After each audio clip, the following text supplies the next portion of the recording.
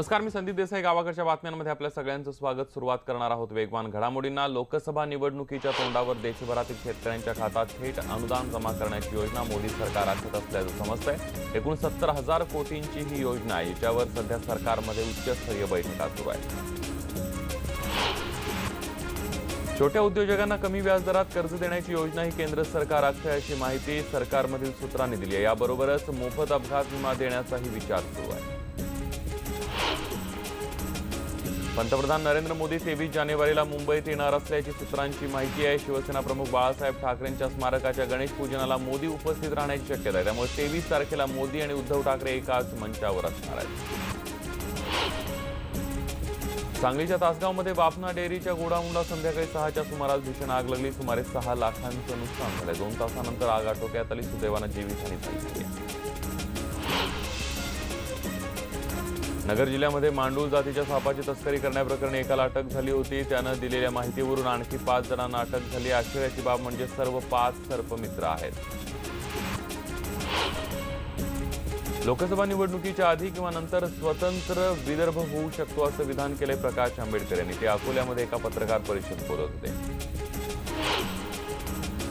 नाशिकच्या मालेगाव तालुक्यातील कवळाणे गावामध्ये अवैध गर्भपात केंद्रावर पोलिसांनी धाड टाकली आणि 2 चोरट्यांना ताब्यात घेतलं. जमिनीत पुरलेले एक अर्भकही सापडले. अतिशय गुप्त पद्धतीने हे केंद्र बेकायदेशीरपणे चालवत असल्याची माहिती मिळते आहे. परभणीच्या सेलू तालुक्यातल्या हदगावमध्ये ट्रॅक्टर विहिरीत कोसळून एकाचा मृत्यू झालाय. शेख शकील शेख जावनी मिया असं या व्यक्तीचं नाव आहे. विहिरीचं खोदकाम करताना ही दुर्घटना घडली आहे. अमरावती जिल्ह्यातल्या मंगरूळ चव्हाळा इथं मतीन भोसले या फासे पारधी युवकानं निराधार निराश्रित पारधी मुलांसाठी शाळा काढली आहे. या शाळेच्या विद्यार्थ्यांनी सोमवारी विभागीय आयुक्त कार्यालयावरती आंदोलन केलं. पिण्याच्या पाण्याचा नियमित पुरवठा करा अशी त्यांची मागणी आहे. यवतमाळमध्ये पोस्टल मैदानावर रोजगार मेळाव्याचं आयोजन करण्यात आलं होतं. बेरोजगारांना रोजगार देण्याच्या उद्देशाने या मेळाव्याचं आयोजन करण्यात आलं होतं. यामध्ये 1250 मुला-मुलींची निवड करण्यात आली आहे. मीडिया जनआंदोलनाला ताकद देऊ शकते. माध्यमांनी अफवेवरून लोकांना गुन्हेगार ठरवू नये असं आवाहन भारतीय जनसंचार संस्था दिल्लीचे महासंचालक के.जी. सुरेश यांनी केले. अमरावतीमध्ये संत गाडगेबाबा विद्यापीठातील समाजहित आणि समाज माध्यम या विषयावरील चर्चासत्रामध्ये ते बोलत होते.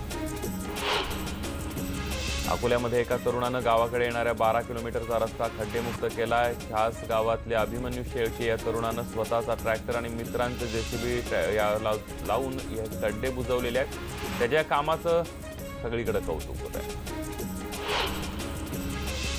वर्ध्यामधील एका जिल्हा परिषद प्राथमिक शाळेत शिक्षण घेतलेल्या शेतकऱ्याच्या मुलानं ड्रोन कॅमेऱ्याचे यशस्वी उड्डाण करीत आकाशाला गवसणी घातली आहे. आकाशने युट्यूबवरील व्हिडिओ बघून त्याने ड्रोन तयार केला.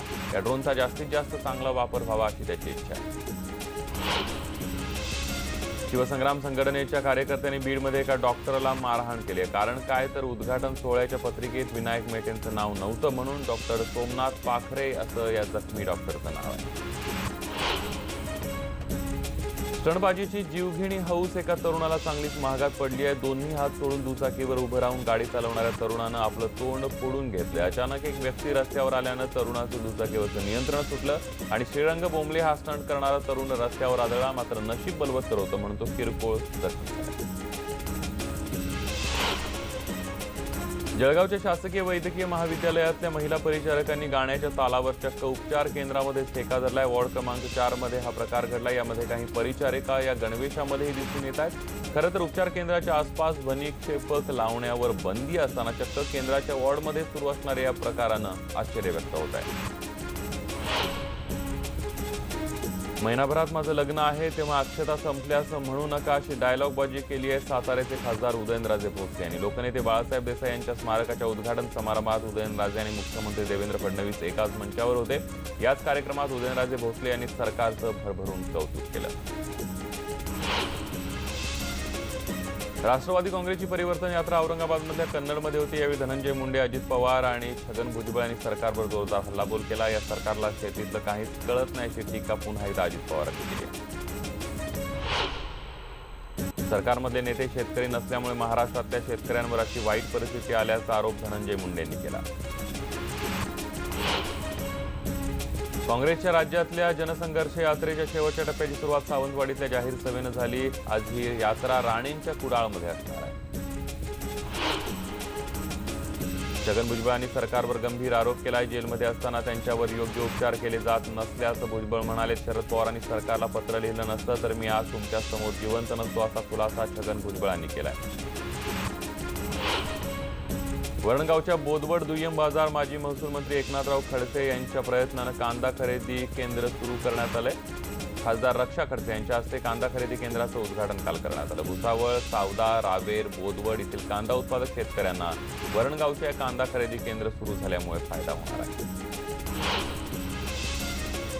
कांद्याला मातीमोल भाव मिळाल्यामुळे हतबल होऊन शेतकऱ्यांना 2.25 एकर शेतामध्ये जनावरं चारायला सोडली आहेत। संगमनेर तालुक्यातल्या गुंजाळवाडी इथं दिगंबर भीमाजी आगवले या शेतकऱ्यानं कांद्याची लागवड केली होती, पण उत्पादन खर्चही निघत नसल्यानं उभ्या कांद्यात जनावरं सोडून दिली आहेत।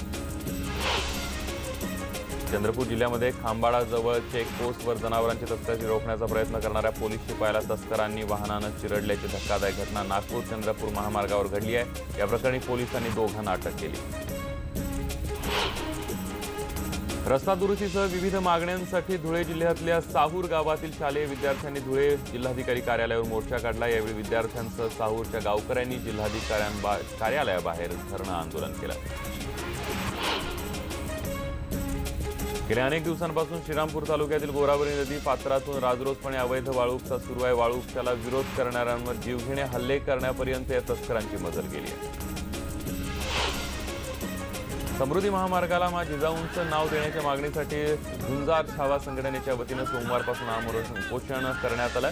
जालना जिल्हाधिकारी कार्यालयासमोर हे उपोषण सुरू करण्यात आलं।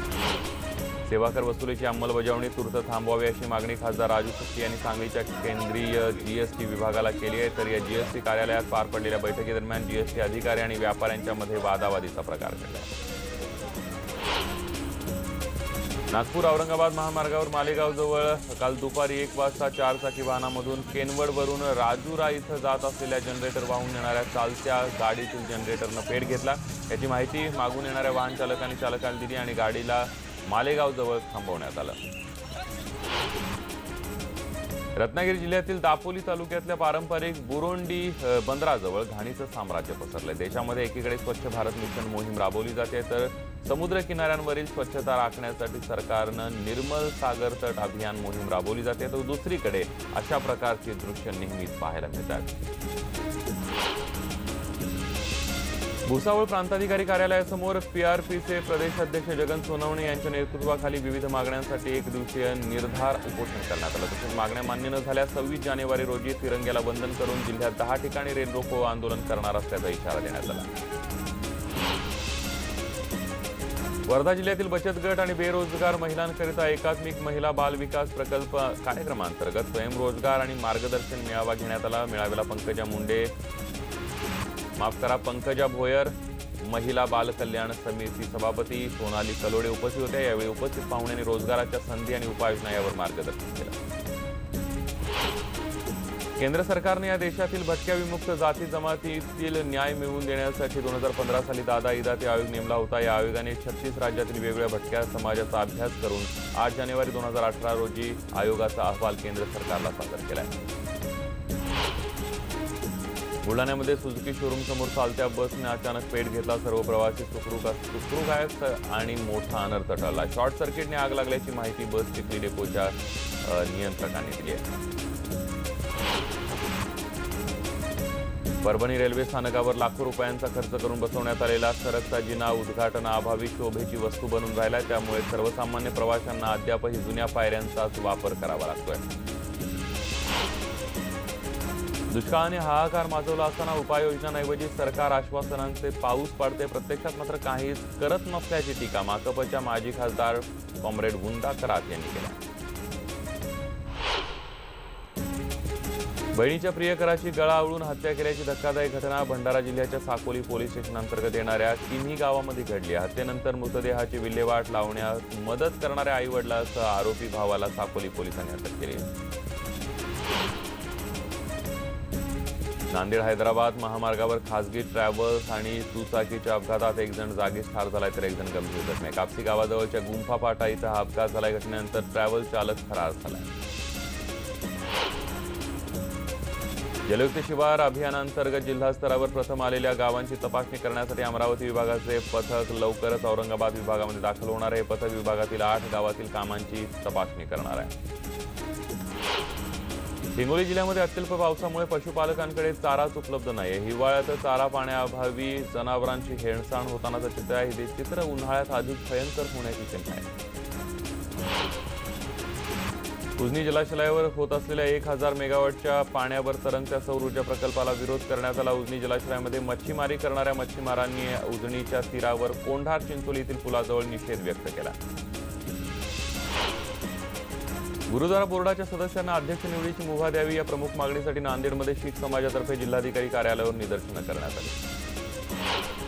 यवतमाळ जिल्ह्याच्या आर्णी येथील अरुणावती नदीच्या पात्रातून खुलेआम रेतीचा अवैध उपसा सुरू आहे. याकडे महसूल प्रशासन दुर्लक्ष करते. दररोज शेकडो ब्रास रेती काढून चोरटे पसार होत आहेत.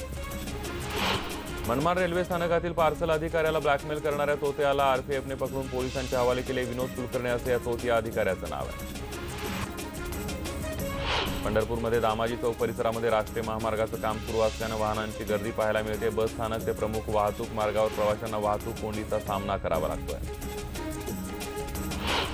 ओबीसी समाजाच्या थकीत स्कॉलरशिपसह इतर मागण्यांसाठी समता परिषदेच्या वतीनं बीड जिल्हा अधिकारी कार्यालयावर मोर्चा काढण्यात आला. या मोर्चामध्ये मोठ्या संख्येनं ओबीसी समाज सहभागी झाला होता.